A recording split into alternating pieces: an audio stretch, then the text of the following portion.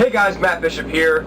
We are down here in Baltimore, Maryland at Ram's Head Live, and I'm sitting here with Brian Smith. This dude's already getting ready from Cavo. Dude, how's the tour going so far? Dude, it's going great. We're having a blast out with Blackstone Chariot Reigns. Tearing it up. Nice, man. So, you guys are on tour right now. Getting ready, though. The new album, As Thieves, is coming out in April. For the fans that, are hungry, man, give us a little preview. What can we expect? Well, this record definitely is a little more aggressive, a little more free for us. We had a little more say in our song selection and how we wanted it to go. We actually worked with David Bendeth again. We worked with Cato and Dan, two other producers that are all part of the House of Loud. And so you'll have 3 songs from Dave, 4 songs from Cato, and then 4 songs from Dan. It turned out great. We're excited. It's going to be an amazing record. Nice. Your last album really put you guys on the map. Do you think that this is kind of heading in that same direction? Do you guys really feel you guys are going to break out even more with this record? Well, that's the plan. I think we have this record. I think we have a lot more variety of the aspects of what everyone liked on the first record. I mean, we really paid attention to the aggressive stuff of say, Champagne. We have a song called Celebrity. So we kind of hit that realm. But then we also did, along the lines of Blame, Crash as well. So I think we got a really good variety of tunes. Nice, man. Yeah, your last album, it was rocking, and it was original, but it was so like radio friendly at the same time, and it was just such a great thing for you guys. Yeah, I mean, radio is what gets you played and gets you, out there and able to be in front of your fans. So the good thing about KC and how we write our music is it's always melodic. So it's already going to be somewhat radio friendly. Even the aggressive stuff that we did in the last record, like Cry Wolf, it's still kind of radio friendly. Yeah. Or We All Fall Down, same thing. So we're fortunate to have that type of ability in our recordings. When you guys go into the studio, maybe even before that, when you guys are just sitting around writing songs, do you guys have like a particular goal in mind? Like, this one, man, this one's gonna be the hit, or this one's, I think we can make this one like the song, or is it just kind of, here's us being Cavo, we're just gonna write what we want to write? The scary thing is when you have a song like Champagne that does what it did, number one, that kind of thing. You have people that tell you you have to write another Champagne, and we tried our best not to write another Champagne, because Champagne's it's one of those songs that just it's like winning the lottery. It's one of those songs that just flowed out, and it was just so amazing and cool, but it was a little effort. It was one of those ones. Right. All the planets lined up, and we wrote that too.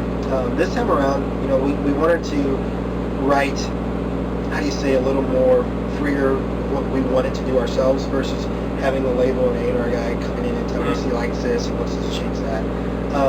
So we actually entered into the writing process with, I would say, more of an open mind, and we actually did a lot of co-writes on this record. So we got another opinion to add into the mix, which I think worked wonders for this record. You guys, like we were saying before, you guys have a very unique style, unique blend.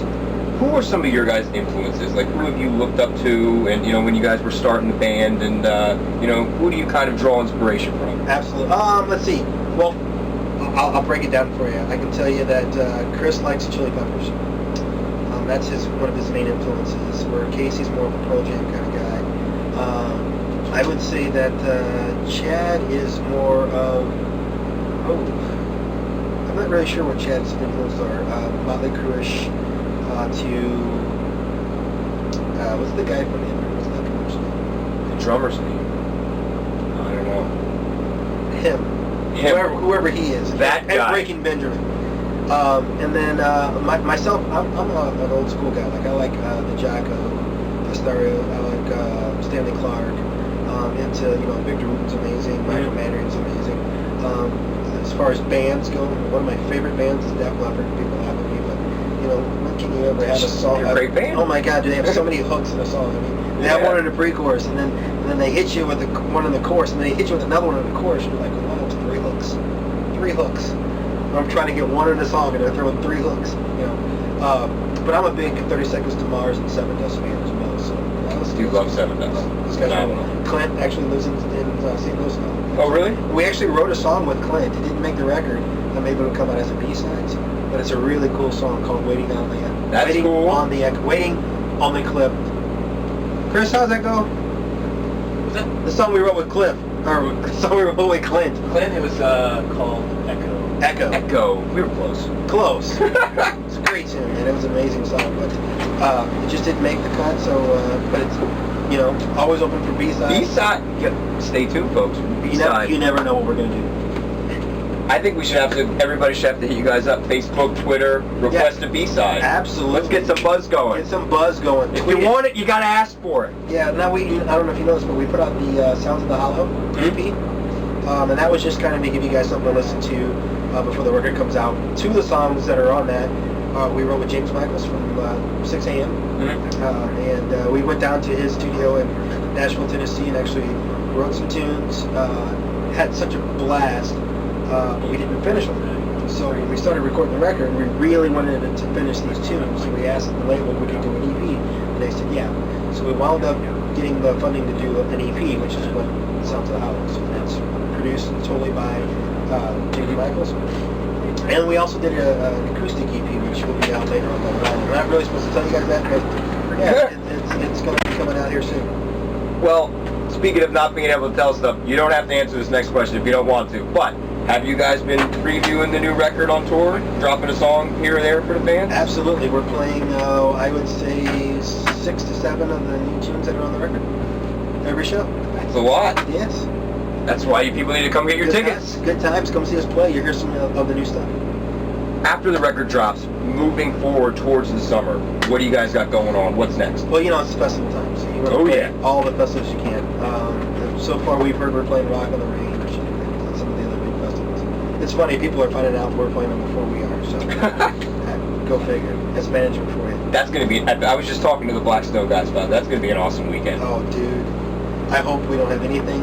Like last year, we got to go for the whole weekend. So hopefully we get the same thing this time. Nice. Because you kind of got to be there for the whole weekend. You kind of got to Friday, so just absorb it all. It's just, that's the rock festival of the year. Nice. It is, hands down. Oh, it is, absolutely. Hands down, that's the best festival. All rock. It's going to be ridiculous. I'll see you there. Hopefully, if we make it through the weekend, you know, you guys will see the videos and stuff. We'll make it. Thick as Thieves. It's coming out soon, folks. So soon I can taste it. April Go 10th. pick it up April 10th. and crank it up.